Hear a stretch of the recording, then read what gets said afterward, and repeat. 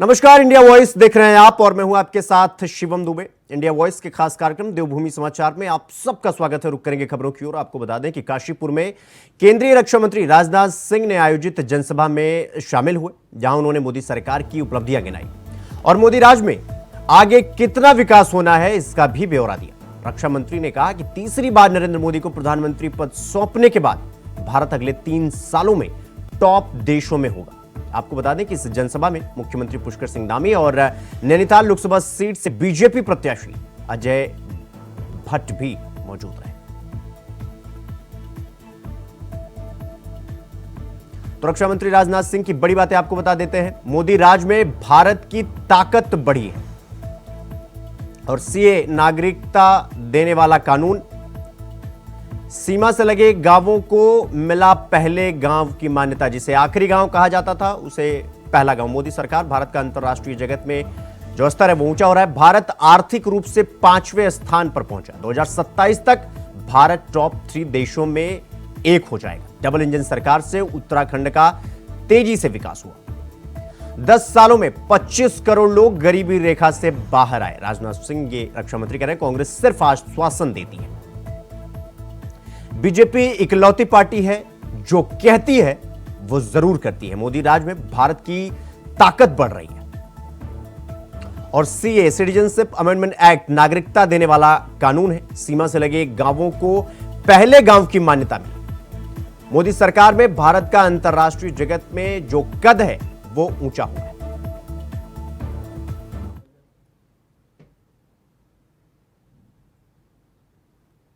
गढ़वाल से लेकर कुमायूं तक उत्तराखंड के कण कण पर मुझे लगता है कि देवताओं का आशीर्वाद है मेरे बहनों भाइयों। और इस भूमि ने एक से एक वीर सपूतों को जन्म देने का काम किया है। यदि उत्तराखंड को मैं ये कहूं कि शौर्य और पराक्रम की धरती है, तो यह कहना भी अतिशयोक्तिपूर्ण नहीं होगा। उत्तराखंड क्षेत्रफल की दृष्टि से, जनसंख्या की दृष्टि से छोटा राज्य हो सकता है, लेकिन बहनों भाइयों, बड़ी संख्या में भारत की सीमाओं की रक्षा करने वाले सैनिक यदि कहीं से निकलते हैं तो इसी उत्तराखंड की धरती से निकलते हैं। हम लोग रक्षा मंत्री हैं, हमारे अजय भट्ट जी हैं, हम दोनों लोग काम करते हैं, मिलकर काम करते हैं। बहनों भाइयों, हम लोग हों या हमारे प्रधानमंत्री हैं, हमारे सैनिकों के प्रति उनके मन में एक बेहद सम्मान। मुझे याद है कि 2013-14 में मैं पार्टी का राष्ट्रीय अध्यक्ष था और वह प्रधानमंत्री पद के उम्मीदवार थे। हरियाणा की एक सार्वजनिक सभा को संबोधित करने जा रहे थे, तो उन्होंने बताया कि अध्यक्ष जी, मैं जा रहा हूं और आज पूर्व सैनिकों के लिए 1 रैंक 1 पेंशन की घोषणा मैं करूंगा। और बहनों भाइयों, उन्होंने घोषणा कर दी और प्रधानमंत्री बनने के साथ ही पूर्व सैनिकों के लिए 1 रैंक 1 पेंशन की व्यवस्था लागू कर दी। जबकि कांग्रेस पार्टी बार बार यह आश्वासन देती रही पूर्व सैनिकों को और लगभग 25-30 वर्षों से लगातार आश्वासन देती रही, लेकिन उस काम को नहीं कर पाई। हर बार जब बजट पेश होता था 500 करोड़ रुपए का प्रोविजन कर देते थे और उसके बाद 1 रैंक 1 पेंशन लागू नहीं करते थे। लेकिन हम लोगों ने 1 रैंक 1 पेंशन के तहत अब तक 1 लाख करोड़ रुपए अपने पूर्व सैनिकों को हस्तांतरित कर चुके हैं।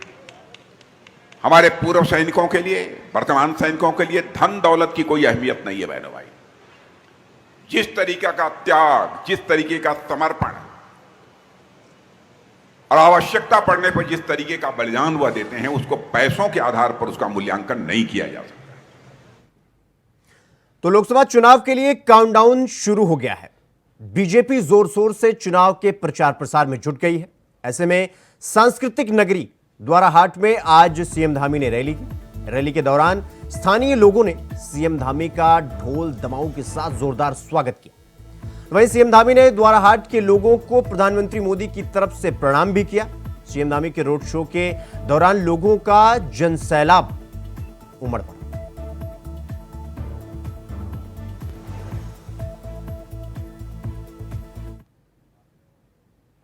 जहां आप अजय टम्टा जी को आपका एक एक मत जो जाएगा वो हमारे देश के यशस्वी प्रधानमंत्री मोदी जी को प्रधानमंत्री बनाने के लिए जाएगा भाइयों बहनों।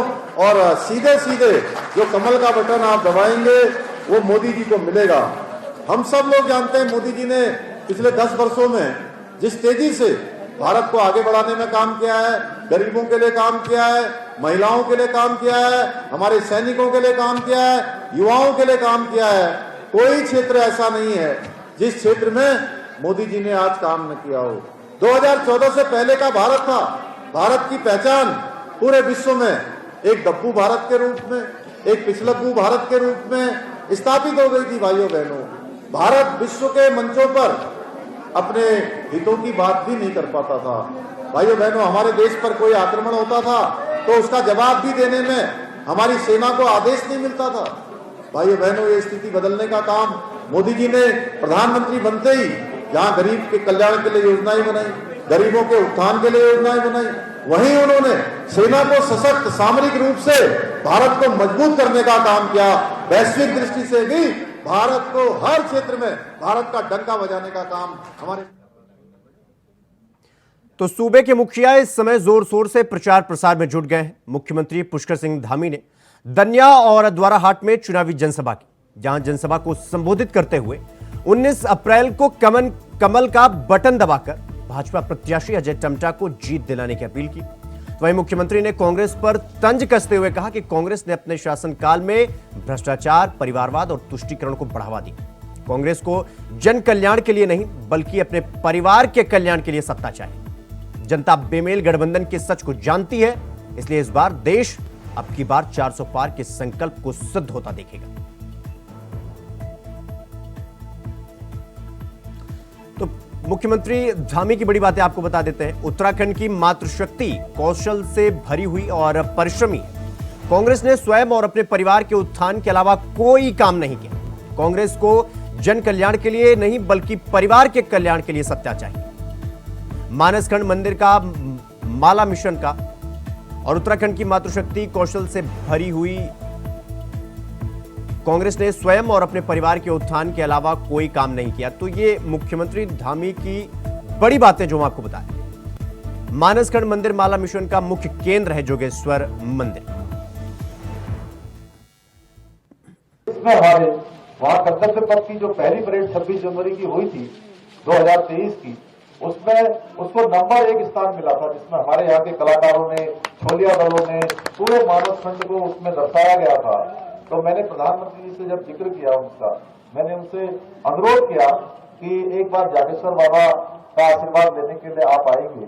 तो भाइयों बहनों, मैंने उनको एक ही बार कहा और जागेश्वर बाबा ने उनको बुला लिया। और उनके आने के बाद आपने देखा होगा किस तरह से तेजी से आज हमारा जागेश्वर धाम में आने वाले जो श्रद्धालु हैं, तीर्थयात्री हैं, दर्शन करने वाले हैं, उनकी संख्या तेजी से बढ़ी है।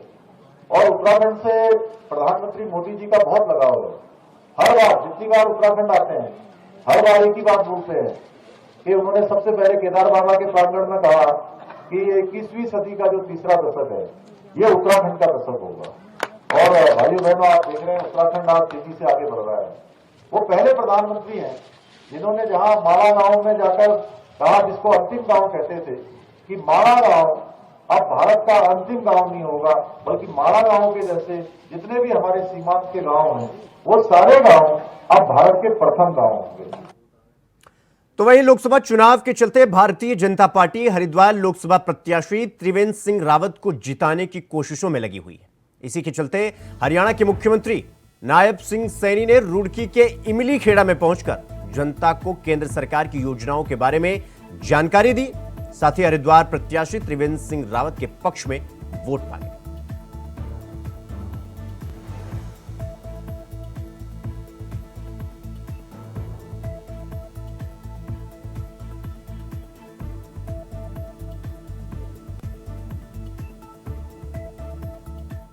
हजार करोड़ रुपया और फिर उस योजना को लॉन्च किया गया।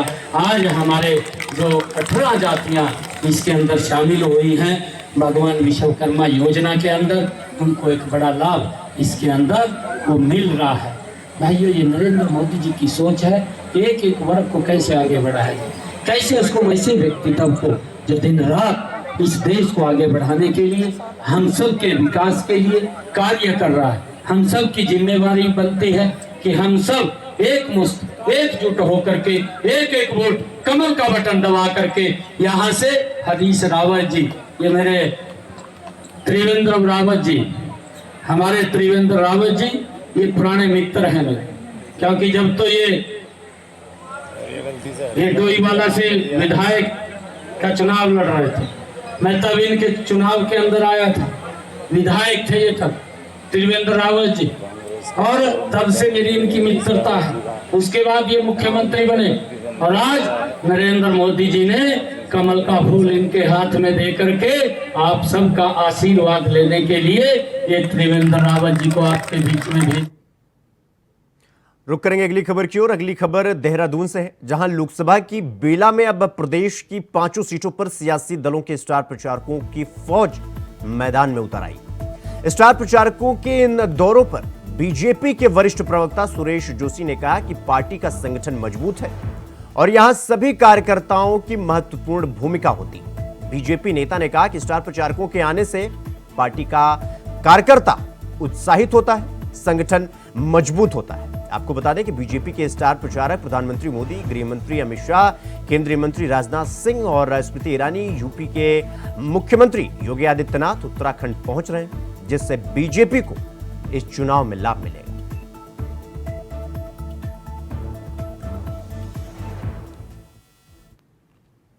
भारतीय जनता पार्टी एक बहुत मजबूत संगठनात्मक ढांचे की पार्टी है।